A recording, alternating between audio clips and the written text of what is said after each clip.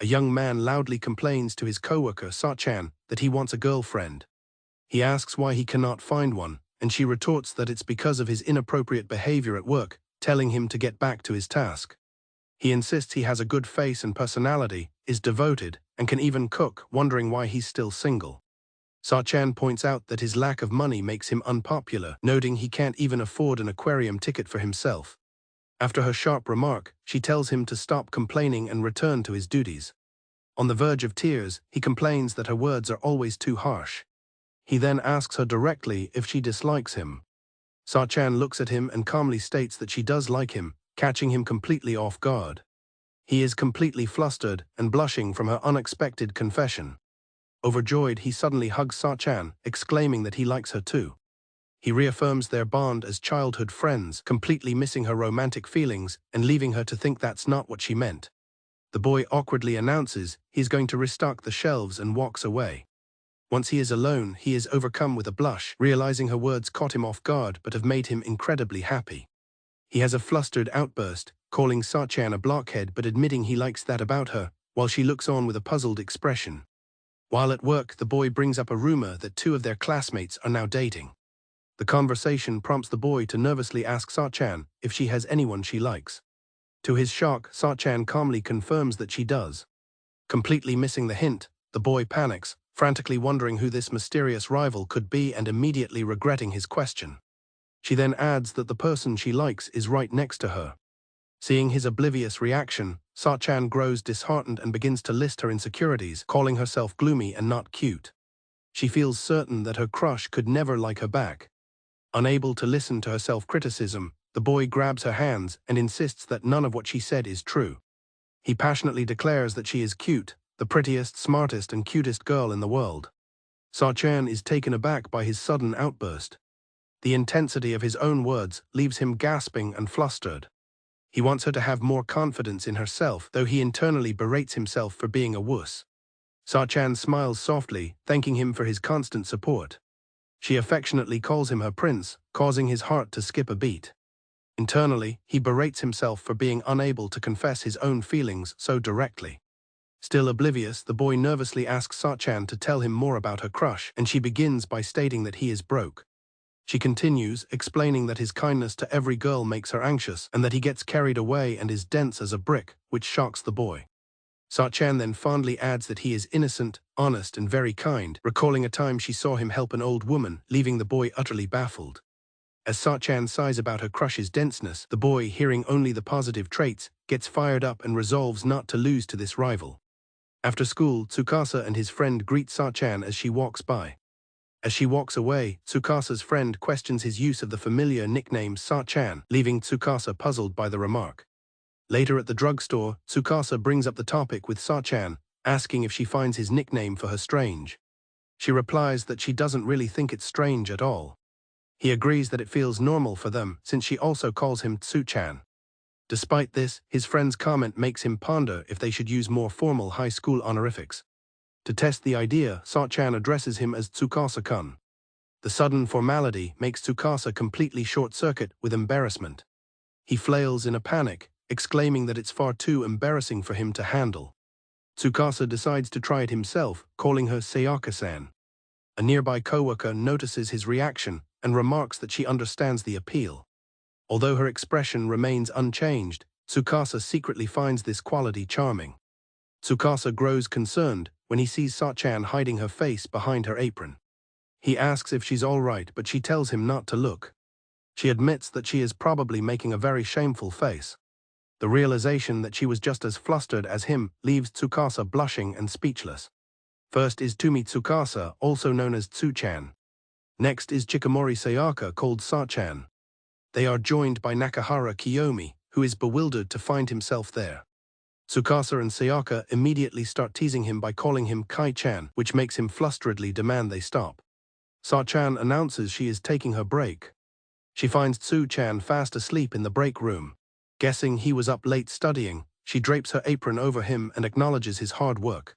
He had been mumbling in his sleep from exhaustion. Sa-chan smiles fondly at the memory. Tsu-chan had woken up in a huff, complaining that he could live without knowing such old kanji. He then declared that he just needed a tiny break and slumped back down. Quietly, Sa-chan told him to keep at it, adding that she believed in him. Su-chan, blushing, eagerly asked her to say it again.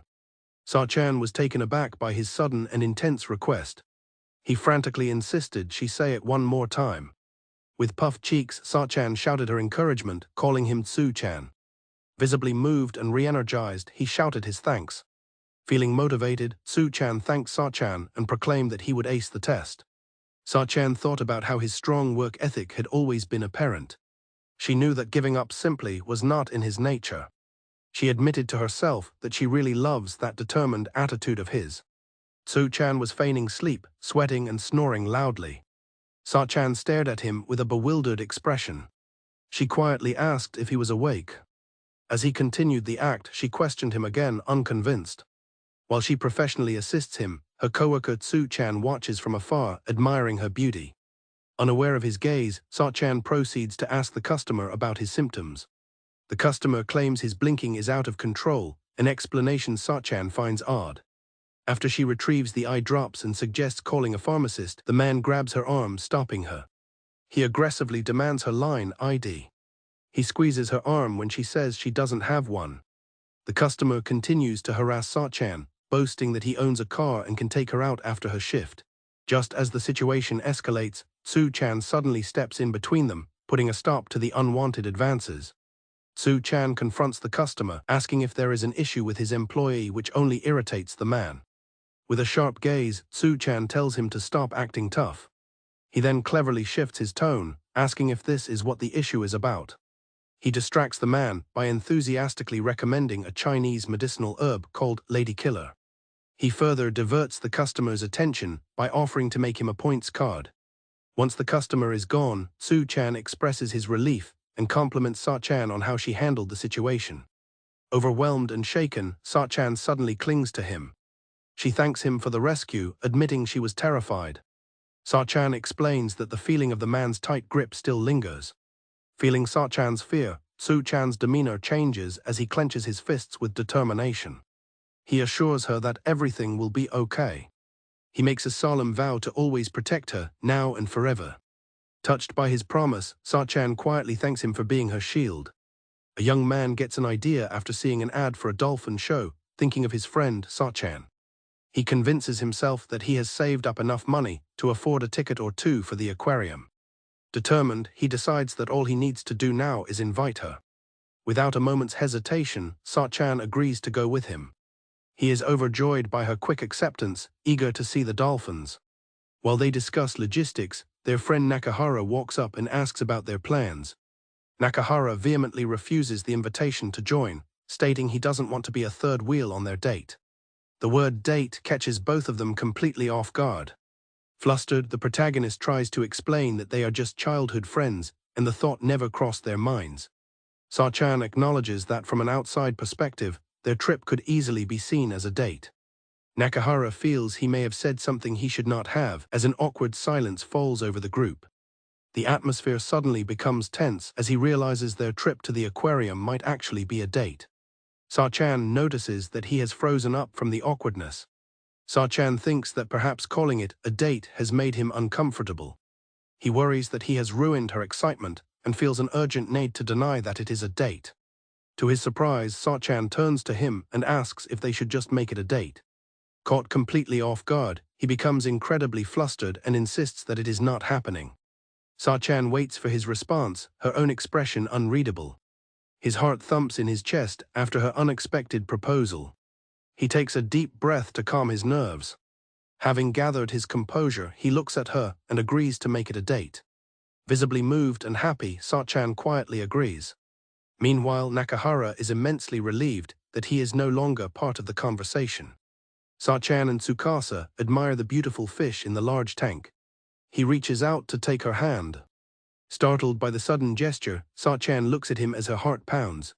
She says his name, Tsukasa, with a flustered expression. The romantic moment at the aquarium was just a dream. Tsukasa jolts awake with a gasp. He realizes he had dozed off late at night. Annoyed with himself for having such embarrassing dreams, he slaps his cheeks to wake up fully. He refocuses on his task, determined to make their date plans foolproof. He meticulously plans their schedule for the next day. As he plans, Tsukasa imagines them at a souvenir shop, wondering if Sa-chan would like a dolphin plush. Suddenly, he wakes up with a gasp for a second time. He realizes with horror that he has fallen asleep again. The clock shows it's 10:15 a.m., well past their meeting time, and he cries out in apology to Sa-chan. He scrambles to get dressed and ready in a panic. A message from Sa-chan tells him not to rush. Tsukasa runs to the aquarium. He arrives completely out of breath, apologizing profusely in his head. He frantically looks around for Sa-chan. He catches his sweaty, disheveled reflection and despairs over his appearance on their first date. Just then Sa-chan calls out to him, and he turns in surprise. Tsukasa is shocked to see Sa-chan looking just as rushed and out of breath as he is, asking what happened. She apologizes, admitting that she also overslept. She explains that she had to visit many shops to find the right clothes, which made her sleep late. She feels embarrassed about looking so messy on their first date. Sa-chan apologizes to Tsukasa for her appearance. He quickly dismisses her concerns, insisting that he is just as guilty. He confesses that he was too excited for their date to sleep properly and tells her not to worry about being sweaty. Tsukasa reassures Sa-chan that she looks beautiful, admitting he was surprised by how cute her clothes were. Flustered, Sa-chan returns the compliment, telling him he looks cool and that her heart skipped a beat when she saw him. Their mutual compliments and excitement cause them both to blush. They share a laugh, easing the tension. Now relaxed, Tsukasa smiles and suggests they head inside. Sa-chan happily agrees. As they walk in, Tsukasa worries they might have missed the dolphin show, but Sa-chan reassures him that it runs multiple times. Tsukasa excitedly declares that they've lucked out and made it in time for the show. Looking over the packed crowd, he points out a few empty seats right at the front. Sa-chan expresses her concern that the front row is the splash zone. Undeterred, Tsukasa encourages her to come along, promising it will be fun. The two sit in the front row, hoods up in preparation. A sudden splash of water soaks them, and Tsukasa shouts in surprise. They are both completely drenched by the water. Sa-chan chuckles, wiping her soaking wet glasses. Tsukasa is captivated by the sight of her, his heart pounding. He can't help but think to himself that she looks particularly cute at that moment. Tsukasa excitedly calls for Sa-chan to look at the dolphin. A dolphin leaps high out of the water in front of them. The two excitedly share their amazement over the dolphin's performance. In his excitement, Tsukasa suddenly takes her hands in his. He becomes flustered and stammers an apology, realizing what he just did. Sa-chan takes the initiative and grabs his hand.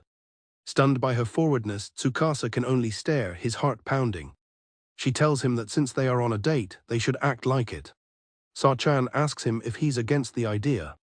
Flustered, Tsukasa blurts out that it's definitely not a no, and that he thinks dates are amazing. Sa-chan smiles, glad to hear his response as they sit together holding hands. Tsukasa is jolted with concern when Sa-chan suddenly becomes quiet and gloomy. He asks if she is all right, and she quietly reassures him that she is fine. Sa-chan lifts her head, overcome with emotion, and explains that she was tense all morning, but the fact that they are on an actual date makes her incredibly happy. Completely flustered and moved by her words, Tsukasa blurts out that he loves her. Tsukasa savors the dreamlike moment of holding Sa-chan's hand, afraid it might end if he lets go. His fear is nearly realized when a pair of children bump into him, breaking their grasp. But before he can panic, Sa-chan quickly recaptures his hand. She remarks on a sense of nostalgia, leaving Tsukasa intrigued. Sa-chan explains, reminded of their childhood when they used to run around holding hands. She reminisces on how they grew apart over time, which made her feel lonely. But now she's overjoyed to finally be holding his hand again. A flustered Tsukasa earnestly reassures her that she isn't alone. Tsukasa, equally moved, agrees that holding hands makes him happy too. He internally celebrates having voiced his feelings, but the renewed intimacy makes him nervous. He becomes so flustered that he starts trembling, prompting a concerned Sa-chan to ask if he is all right. Sa-chan looks at him, glad she found the courage to be honest about her feelings. In that quiet moment, he has a profound realization. Tsukasa, in turn, gazes at their intertwined hands and notices hers are trembling slightly. He realizes with absolute certainty that he is head over heels in love with Sa-chan. Surrounded by the shimmering light of the aquarium, they share a silent, mutual understanding. Just then, their peaceful moment is broken once more by the same children rushing past. They are bumped into again, much to their surprise. Their hands slip apart. But this time, Sa-chan decisively catches his before he can react. While Tsukasa is flustered by the second interruption, Sa-chan simply gives him a playful smile. Seeing him so adorably discomposed, she pulls him into a sudden warm hug. Caught completely by surprise by the sudden hug, Tsukasa gasps Sa-chan's name. Flustered, he looks away and apologizes for his reaction. But Sa-chan simply holds him, reassuringly telling him not to worry. She continues to reassure him that it's all right. Her gentle words and warm embrace finally break through his nervousness, and Tsukasa relaxes, clinging to her as he softly says her name. Tsukasa is completely overwhelmed as Sa-chan embraces him, desperately trying to get away. He attempts to calm his racing heart with a quick exercise routine. As he finally seems to relax, Sa-chan casually remarks on how hot it is. But just as Tsukasa agrees, he notices that she has suddenly gone completely still, frozen in place once again. Dressed for Halloween, Tsukasa and Sa-chan get into the spirit of trick-or-treating. Tsukasa, in his wolf costume, playfully tries to intimidate Sa-chan, roaring that he'll bite her if she doesn't hand over her treats. Unfazed, Sa-chan wonders if he's serious, noting she has nothing to give. His heart thumps in surprise, leaving him at a total loss for words.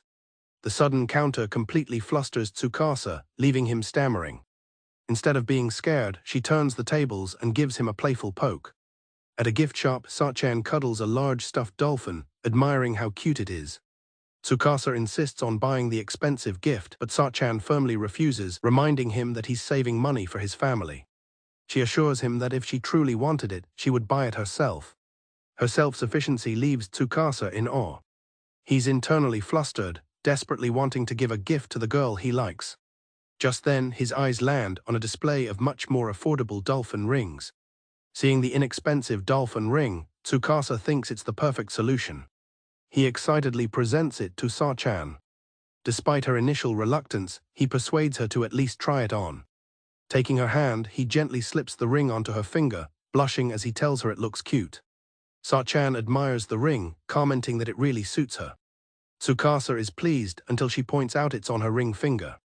The realization of what he's just done hits him like a ton of bricks. Overwhelmed and blushing furiously, he stammers about which finger it should be on, completely losing his cool. Walking home, Tsukasa mentions how much fun the aquarium was. He's still a bit disappointed they didn't get any souvenirs, but Sa-chan simply chuckles. Determined, he vows to save more money so they can go again. Sa-chan asks if he wants to go again, adding that she'd like to see the dolphins again too. Realizing he just asked her out, he panics, thinking he got carried away. With a warm smile, Sa-chan agrees to go again. Tsukasa is overjoyed, thinking to himself that she always gives him exactly what he wants most. He realizes that her answer is the best souvenir he could have asked for, something priceless that money can't buy. Sa-chan and her companions say their goodbyes, promising to see each other tomorrow. They both linger, with the boy growing increasingly flustered, hesitant to part ways. He finally asks if she wants to talk a little longer, a cycle they repeat 3 more times before actually heading home. At the drugstore, Sa-chan notices an elderly customer struggling with a heavy box of water and offers to carry it for her. However, as she takes the heavy load, she staggers and nearly drops it. Just as she's about to fall, her coworker Tsu-chan steadies her from behind, asking if she is okay. He smoothly takes the heavy box from her hands. Tsu-chan cheerfully carries it for the grateful customer. Sa-chan is left watching him go, a little stunned. Later, while Tsu-chan is cleaning outside, Sa-chan thanks him for his help. She expresses her amazement at how easily he lifted the heavy box. Flustered but pleased, Tsu-chan brushes it off, saying it was a piece of cake for a man like him. Sa-chan continues to praise him, calling him awesome. Tsu-chan is on cloud 9 from all the praise, wondering what's gotten into Sa-chan. He proudly flexes, mentioning his recent push-up routine. Sa-chan continues to admire his dedication to training. He gets carried away and boasts that he could lift someone her size with no problem. Sa-chan remarks that she's heavier than she looks, but he confidently dismisses her concern. To prove his point, Tsu-chan effortlessly lifts Sa-chan into the air, telling her she is not heavy at all. She is simply impressed by his incredible strength, insisting it is not because she is light. From her new vantage point, Sa-chan excitedly exclaims that she can now experience being taller than him. Tsu-chan just laughs happily, commenting on how high up she is. Suddenly, Tsu-chan panics internally as he realizes he has been holding Sa-chan by her waist the entire time. Sa-chan notices as well but decides not to mention it, thinking it would only embarrass him. She tries to convince herself that it is not a big deal. An awkward silence hangs between them as they both blush. After Tsu-chan gently sets her down, Sa-chan quietly wonders if she should go on a diet while he quickly dashes off to help another customer. Tsu-chan and his friends watch as Sa-chan prepares for a physical challenge. Sa-chan leaps towards the vaulting box, but just misses clearing it, landing on top. While some friends groan at the near miss, they also find her sweaty, disheveled appearance charming. Tsu-chan, however, quietly whispers that it was a great effort. Tsu-chan offers an encouraging thumbs up, telling her she's doing great. Touched by his support, Sa-chan thanks him. Then, in a sudden move, she tears off her tracksuit jacket, signaling to the surprised onlookers that she's now getting serious. With renewed speed, Sa-chan charges toward the vaulting box again. Her friends watch anxiously, sensing she might pull it off this time. She leaps and successfully clears the jump. As her friends erupt in cheers, Sa-chan pumps her fist, a look of triumph on her face.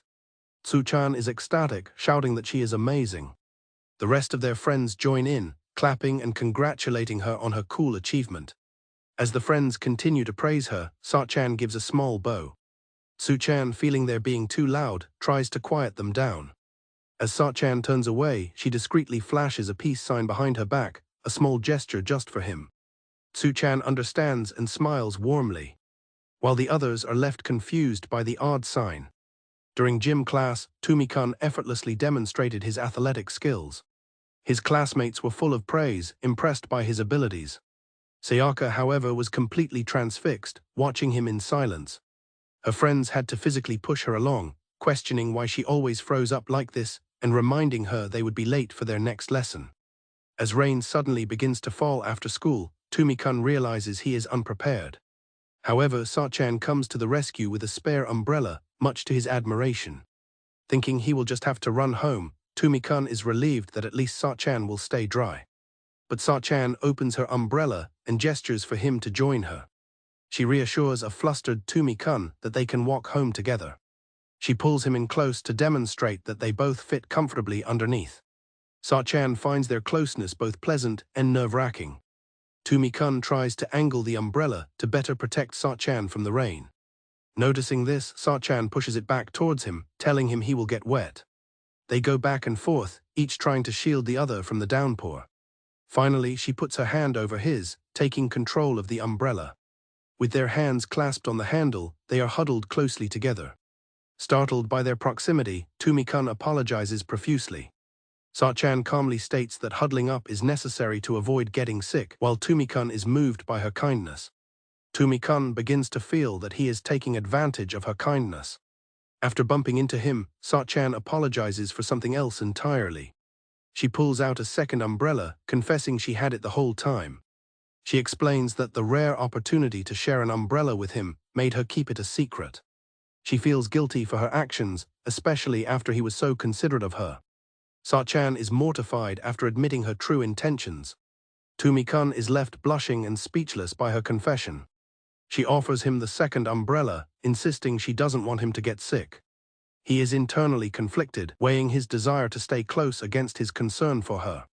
Tumi-kun loudly refuses, making a wild excuse before admitting he doesn't want to be separated. He immediately regrets his strange outburst.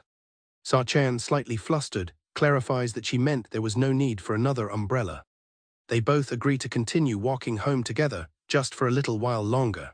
While his pharmacist colleagues head out for a break, Tsu-chan discovers a spare lab coat in the back room.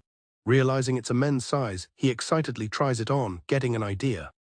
Feeling suave in the coat, Tsu-chan fantasizes about romantically cornering Sa-chan. He imagines asking her to be his. His daydream comes to a crashing halt when he realizes she's standing right in front of him, looking utterly unimpressed. Mortified, Tsu-chan wonders how much she heard. Sa-chan calmly informs him the boss was looking for him, making him think he's off the hook. As he turns to leave, however, she suddenly trips. He calls out her name in concern. She falls right towards him. Tsu-chan catches Sa-chan, his hand bracing against the wall behind her, accidentally recreating the very scene he had just imagined. Springing apart, Tsu-chan frantically apologizes. Sa-chan, however, maintains her composure, merely checking if he's okay. She says she has to leave, glad that neither of them were hurt. Dejected by her lack of reaction, Tsu-chan sighs. He laments that they're just friends. He then resolves to become a man who can truly make her heart race. Once the door closes and she's alone, Sa-chan's composure shatters. She sinks to the floor, completely flustered and blushing from the encounter. Sa-chan replays the moment in her head, thinking it was unfair of Tsu-chan. She thinks back to him asking her to be his, even if it was just a joke. As she's lost in thought, her pharmacist colleagues return and find her on the floor, asking if she's unwell. Sa-chan's young colleagues get completely swept up in her conversations with Tsu-chan. Peeking from behind a corner, they excitedly urge the two to get married already, even offering to buy them wedding rings to help seal the deal. While Sa-chan is taking a break, her coworker spots her eating pudding and asks if she's having a snack. She explains that it's technically for work, as the manager asked her to taste test their new line of puddings. Her coworker thinks it sounds like an easy job, but Sa-chan insists it's quite difficult given the variety. Sa-chan launches into a detailed review, describing a filling hard pudding popular in stores. She then moves on to a different kind, one that melts in your mouth with a smooth, almost addictive texture. As she passionately describes even the budget-friendly options, her coworker listens intently. He is completely captivated, beaming with admiration as he watches her. Noticing his intense gaze, Sa-chan asks if something is wrong. He apologizes, admitting he was just thinking how cute she looked while eating. He then adds that watching someone he likes enjoy something is one of the nicest things. Flustered, Sa-chan insists this is just for work, but her coworker simply smiles and encourages her to do her best. The sudden comment throws her coworker into an internal panic, realizing with horror what he might have just said out loud. Sa-chan tries to convince herself she must have misheard him, as he seems to be acting normally. Her coworker, equally flustered, decides to play it off and quickly changes the subject back to the puddings. She decides it's best to pretend nothing happened to avoid potential embarrassment for them both. But the unspoken words hang heavy in the air, and neither of them can ignore the overwhelming awkwardness. Later, their manager reviews the pudding report, only to find a single, unhelpful line. The two can only apologize for their poor work. On their way to school, Tsu-chan cheerfully greets Sa-chan. He tries to start a conversation about a stream they both watched, recalling how awesome the guest was. However, her distracted air leaves him puzzled, as she seems completely lost in thought. Worried that he's upset her, Tsu-chan's heart pounds. He spots a leaf in her hair and reaches out to remove it. Sa-chan suddenly flinches away from his touch. A bewildered Tsu-chan is left to wonder if she's just having a bad day. She apologizes and says she'll walk ahead. Sa-chan stops and apologizes for her strange behavior. She explains that she's been hiding her face because she botched cutting her own bangs the day before. Embarrassed, she makes Tsu-chan promise he won't laugh if she shows him. His heart skips a beat. He earnestly promises he would never laugh. She slowly begins to move her hand away from her face. Despite his promise, Sa-chan loses her nerve, deciding it's too embarrassing after all. In a flustered attempt to help, Tsu-chan offers not to look at her at all. She declares she'll hide her face until her hair grows back, which she fears could take a month. This only frustrates Sa-chan more, who exclaims that she still wants to be able to see his face. Taking a breath, Sa-chan finally reveals her new, slightly choppy bangs. The sudden sight catches Tsu-chan off guard, and his first instinct is to whirl around and apologize for looking. Tsu-chan quickly clarifies that he only saw a glimpse and it's fine. He turns back to her, insisting that her haircut doesn't look bad at all. When she nervously asks if he is sure it is not weird, he blurts out that it's incredibly cute. Touched by his sincerity, Sa-chan asks him to face her properly. With a newfound confidence, Sa-chan thanks him. Just as Tsu-chan is lost in the moment, a friend appears and bonks him on the head for yelling about how cute she is. He points out that their public display is blocking the sidewalk and earning them glares. They are labeled a stupid-ass couple by a passerby, which Sa-chan immediately protests. While out together, Tsu-chan excitedly points out a gorgeous display of Christmas lights to Sa-chan. As they admire the view, Tsu-chan finds it hard to believe it's already Christmas. The festive atmosphere reminds him of his childhood, and he begins to tell Sa-chan how his parents were always busy with work. Tsu-chan explains that as the oldest, He always had to play Santa for his younger brothers. He knew Santa wasn't real, but he didn't want to spoil their fun, though he admits he always wished he could receive a gift from Santa just once. As he's about to mention buying his own presents, he's cut short by the sight of Sa-chan playfully sporting a fake mustache. Taken aback, Su-chan asks where the mustache came from, but Sa-chan declares that she will be his Santa-san. She tells him he now has his own personal Santa Claus and that she will make things right by giving him a present. She hands him a gift and wishes him a Merry Christmas, leaving him touched and speechless. Playing along with her gag, Su-chan addresses her as Santa-san. He then hands the gift back to her, asking Santa to deliver it to a girl named Sa-chan. Sa-chan accepts the gift and promises to ensure it gets delivered. Su-chan takes her hand and suggests they take a detour before going home. Sa-chan happily agrees and they walk off together, wishing each other a Merry Christmas. After exchanging gifts, Su-chan and Sa-chan thank each other warmly. Su-chan hesitates to open his present right away. He explains he wants to use it as a Christmas decoration, and Sa-chan agrees it would be a waste to open it so soon. As if reading his mind, she agrees to his unspoken idea. This prompts Su-chan to formally suggest they meet after Christmas to open their presents together, and Sa-chan is thrilled to accept. On the way home from school, Su-chan spots Sa-chan. He confirms she doesn't have a work shift, pleased they are both free. He then excitedly presents a Papico ice cream. He explains he bought it because it was a nostalgic treat they used to love as kids. He snaps it in half, offering her a piece. Popping the caps off the tubes, they use them as miniature cups. Su-chan excitedly suggests they perform their old ritual. They bring the tiny caps together for a cheerful toast. They fondly reminisce about how they always used to do this. As they enjoy their ice cream, they recall their childhood, hanging out and eating Papico together every day. Su-chan declares that those were the days. He playfully suggests they should always use Papico for toasts. He suggests they could even do it when they go out for drinks as adults. He imagines them continuing the tradition even at age 40, and Sa-chan laughingly agrees it is a possibility. Su-chan takes the idea even further, imagining them doing a Papico toast when they are old. He eagerly asks if she would be in on that plan. Sa-chan quietly agrees that it would be nice. Their thoughts then diverge on the practicalities of their future tradition. Her very practical concern catches him completely off guard. Suddenly, the implication of his own words hits Su-chan, realizing he just suggested they would be together for their entire lives. Sa-chan is having the exact same thought, replaying his words in her mind. The idea that it sounded like a proposal crosses her mind. They both silently try to dismiss the thought, telling themselves they are overthinking it. An awkward silence hangs between them as they both blush and continue sipping their ice cream. To break the tension, Su-chan asks if the Papico is good, and Sa-chan affirms that it is, though their shared embarrassment causes the ice cream to melt exceptionally fast. At school, Nakahara calls out to Su-chan, teasingly announcing that his girlfriend Sa-chan is there to pick him up. A flustered Su-chan immediately denies it. Nakahara dismisses his protests before turning to greet Sa-chan. He greets her, looking a bit smitten himself. Watching the exchange, Su-chan wonders how Nakahara can't just confess. Sa-chan finds his denial insulting to single people. Their thoughts are interrupted when a girl named Yuzu playfully smacks Nakahara on the head with a milk carton. She teases him for being distracted. Yuzu and Nakahara continue their playful bickering. Observing Sa-chan and Su-chan from a distance, Yuzu remarks that the lovebirds are at it again. Nakahara agrees, comparing their own childhood friendship to the other pairs. Yuzu laughs it off, claiming she isn't cute and that love isn't her thing. After Yuzu's self-deprecating comment, Nakahara turns to her and sincerely tells her that he thinks she's plenty cute. His unexpected words leave Yuzu stunned and speechless.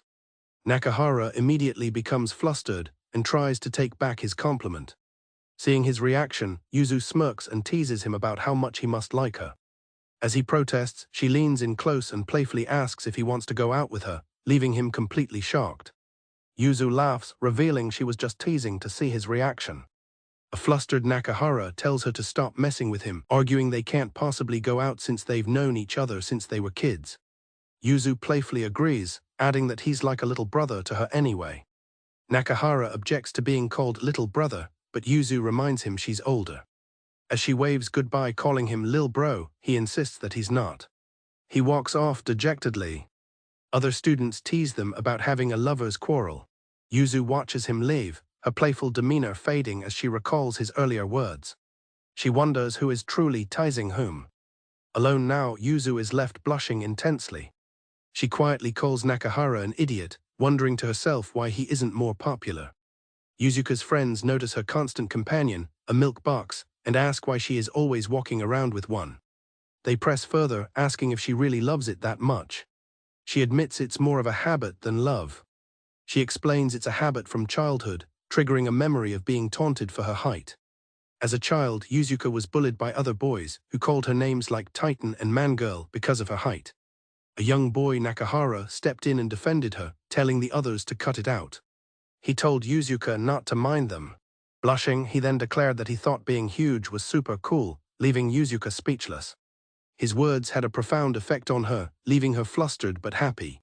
She felt as if he had cast a spell, turning her insecurity about her height into something she was proud of.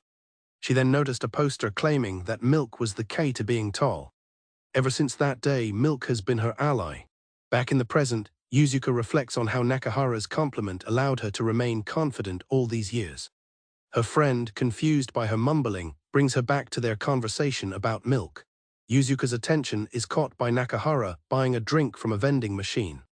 As he pulls out a carton of milk, she smiles. She then confirms to her friends that she loves it a lot. As long as Nakahara can remember, Yuzuka has been by his side. In the present day, while he's taking a break at a vending machine, he's interrupted. Yuzuka playfully sneaks up on him, holding a milk carton of her own. Flustered, he exclaims that she bought milk yet again. Yuzuka teases Nakahara for drinking milk like a baby, but he retorts that it's all she ever drinks. She proudly presents her premium Sugo milk, claiming it's superior and more expensive than his.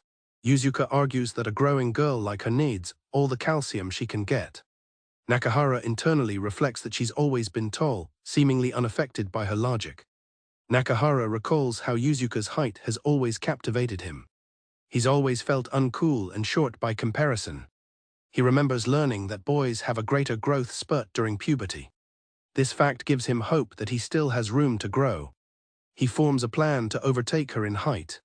Once he is taller, he will finally confess his feelings to her. His plan hits a snag as he realizes Yuzuka drinks just as much milk as he does, making it difficult to gain a height advantage.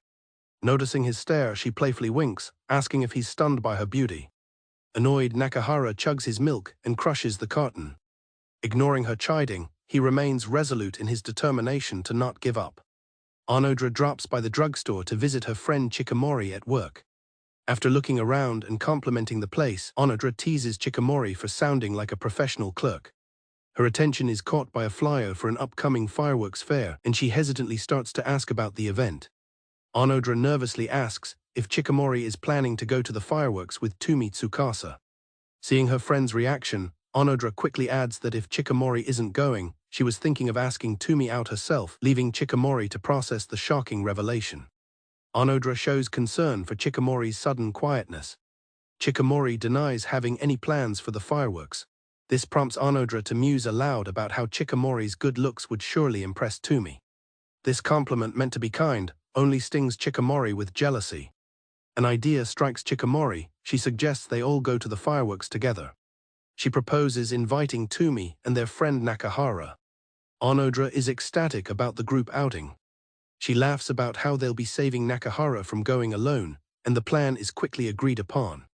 Thrilled with the new plan, Onodra thanks Chikamori and rushes off to tell the others. Once alone, Chikamori confronts her own feelings, realizing she just did not want Onodra and Tumi to be alone together. She admits to herself how dishonest she was being and is left feeling ashamed. Tumi is flustered and shocked when Sachan invites him to the fireworks festival. Nakahara is hesitant to accept the invitation, but Tumi and his friend urge him to come along. Nakahara is convinced to join when he learns that Onodra will also be there. Tumi enthusiastically calls the outing a double date, which flusters Nakahara. Onodra finds Tumi's blushing cute, but he tells her to stop making fun of him. With a smile, Onodra thanks Sachan for inviting them. Sachan says she is also looking forward to it. Sachan promises to provide the details later, as Nakahara resigns himself to his fate. After waving goodbye, Nakahara mentions to Tumi that Sachan wasn't acting like her usual self. Nakahara bluntly tells Tumi the reason should be obvious. He explains that Sachan probably wanted to go to the festival with just Tumi, causing Tumi to become extremely flustered. Tumi argues that Sachan isn't the type to get annoyed at her friends, though he admits the idea of a solo outing makes him happy. Nakahara suggests that Sachan might just be having a bad day and tells Tumi to cheer her up. Tumi agrees with his friend's advice. Nakahara then presses Tumi about confessing at the festival, calling it the perfect timing. The sudden question about confessing to Nakahara catches Tumi off guard. Nakahara begins to daydream about the fireworks and wonders if Onodra will wear a yukata. Tumi also gets lost in thought, imagining how great Sachan would look in a yukata and reconsiders if the festival is good timing. The thought of confessing makes both boys extremely nervous. Tumi and Nakahara anxiously await the arrival of their friends. Finally, Sachan and Onodra appear, dressed in beautiful yukatas, leaving the boys completely stunned. Tumi is overwhelmed by how cute Sachan looks, while Nakahara notes his friend's straightforward reaction. Onodra compliments Sachan on her yukata. Sachan shyly thanks her for the compliment. Seeing their interaction, Onodra playfully teases them. A flustered Tumi quickly compliments Onodra back. Nakahara tries to play it cool with his compliment. Onodra sees right through his tough facade. She playfully teases him for not being more honest with his praise, much to his embarrassment. Tumi remarks on Onodra's usual antics to Sachan. The group finds a shooting gallery at the festival. Determined to impress Sachan, Tumi confidently steps up to play. His attempt ends in complete failure as he misses every shot. Dejected, he complains about the targets while the owner laughs. He begs the owner for one more try. Onodra takes a turn and proves to be an expert marksman, easily winning several prizes. Tumi and Sachan watch in awe, impressed by her skills. Tumi sighs in defeat, lamenting that he couldn't even graze a single target. He shows her the small penguin keychain he received as a consolation prize. Feeling pathetic, Tumi apologizes to Sachan for his poor performance. Sachan quickly reassures him, saying she saw how hard he tried and found his determination inspiring. Tumi is touched by her kind words. He emotionally insists she take the keychain. Holding the keychain, Sachan gives Tumi a genuine smile, telling him the gift makes her very happy. Tumi is relieved, telling her he's glad she finally smiled. He explains that he was worried because she seemed down for the last few days. Sachan turns to him with a serious expression, about to ask him something important. Onodra shows off her prize to Nakahara. Tumi teases Sachan about being impressed by their friend's shooting skills. As Sachan steps forward, the strap on her sandal suddenly snaps. She cries out as she falls, and Tumi calls out her name in alarm. Nakahara asks if Sachan is okay after her sandal broke. She apologizes for worrying them and says it wasn't serious. She insists they go enjoy the fireworks, saying she'll wait. Her friends refuse to leave her alone. Sachan hesitates, a determined look on her face. Nakahara watches her with a serious expression. Suddenly, Nakahara tells Tumi to take care of Chikamori and prepares to leave with Onodra. Onodra is shocked by his decision and Sachan protests. Nakahara grabs her hand, telling her firmly that he wants to see the fireworks with her. Sachan is left blushing and speechless by Nakahara's sudden confession. As he pulls her away, Onodra watches them go, wondering what's gotten into him. Left alone, Tumi suggests to Chikamori that they sit back and relax. He then returns with 2 cups of shaved ice for them. She accepts the shaved ice, noting that he always remembers she likes strawberry flavor. When Chikamori tries to pay, Tumi insists she take it. Tumi smiles, saying it's his treat. She comments on how good it is on a hot day. As she eats, she unexpectedly tears up. Her crying startles Tumi. Panicking, Tumi asks if her leg is hurt, but she says that's not it. With tears in her eyes, she confesses that she doesn't want to give him up. She admits that she selfishly wanted to see the fireworks with him, leaving Tumi utterly confused. Tumi is bewildered, having assumed she would prefer to be with Nakahara. Sachan clarifies that she was secretly relieved when Tumi stayed with her and that being with him makes her truly happy. She explains that everything he gives her is dear to her. She acknowledges she's just his childhood friend, but finds it hard to hold back her feelings. Overcome with emotion, Tumi gently lays his head on Sachan's shoulder. He apologizes to her for never making his own feelings clear and for causing her so much worry.